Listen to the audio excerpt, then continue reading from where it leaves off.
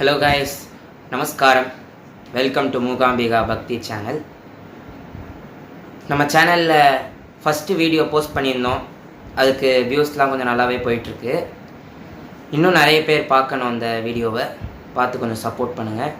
மேலும் நிறைய வீடியோஸ் நம்ம சேனலில் உங்களுக்கு தெரிய வரணும். மூகாம்பிகா சேனலை சப்ஸ்கிரைப் பண்ணி பெல் பட்டன் கிளிக் பண்ணிக்கோங்க. ஸோ இன்றைக்கான தலைப்பு என்னன்னு பார்த்தீங்கன்னா, நீங்கள் ஆல்ரெடி தம்ப்நெயிலில் பார்த்துருப்பீங்க. மூகாம்பிகை உக்ர ரூபினியா அல்லது சாந்த ஸ்வரூபினியா என்பது தான் இன்றைக்கான தலைப்பு. ஃபஸ்ட்டு இந்த கேள்விக்கான ஒன்லைன் பதில் நான் சொல்லிடுறேன். மூகாம்பிகை என்பவள் உக்ர ரூபினி இல்லை. ஆனால் நிறைய பேர் என்கிட்ட கேட்டிருந்தாங்க, மூகாம்பிகைக்குள்ளே தான் காளி அவதாரம் இருக்கே, எப்படி நீங்கள் உக்ர ரூபினி இல்லைன்னு சொல்லலாம் அப்படின்னு கேட்டிருந்தாங்க நிறைய பேர். அதோடைய கதை என்னன்னா, மூகாசுரன் ஒரு அசுரன் இருந்தான். அந்த அசுரன் பிரம்மதேவனை நோக்கி ஒரு கடும் தவம் இருந்தான். பிரம்மதேவனும் அந்த அசுரனுக்கு வரம் கொடுக்குறாரு. இது ஒரு வரம் கொடுக்குறாரு. அந்த வரத்து மூலியமா அவன் மிகுந்த சக்தியை அடையிறான். ஒரு பெரிய பலத் கொண்ட சக்தி அவனுக்கு கிடைக்குது. அந்த சக்தியை அவன் ரொம்ப தவறாக பயன்படுத்த ஆரம்பிக்கிறான். எப்படி என்றால், யாகம் செய்து கொண்டிருக்கிற ரிஷி முனிவர்களை ரொம்ப துன்புறுத்துறான், தொந்தரவுப்படுத்துகிறான். இதை அறிந்த மூகாம்பிகை அந்த அசுரனை முதல்ல வாய் பேச முடியாத ஊமையாக்கினாள் அந்த அசுரனை.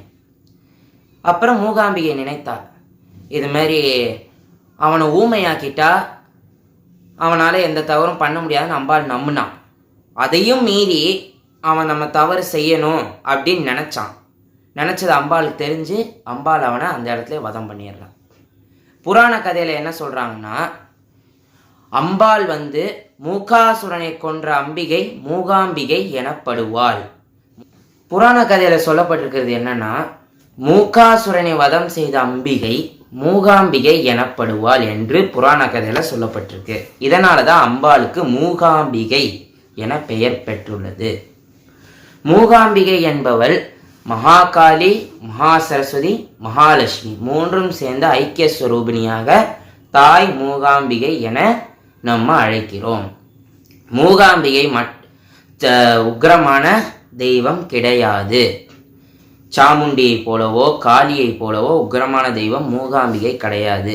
மூகாம்பிகை என்பவள் மிகவும் இரக்க குணமுள்ள அமைதியான தெய்வம் என தாய் மூகாம்பிகை அழைக்கப்படுகிறாள். இது மாதிரி இந்த வீடியோஸ் உங்களுக்கு நல்லா ரீச் ஆகிருக்குன்னு நம்புகிறேன்.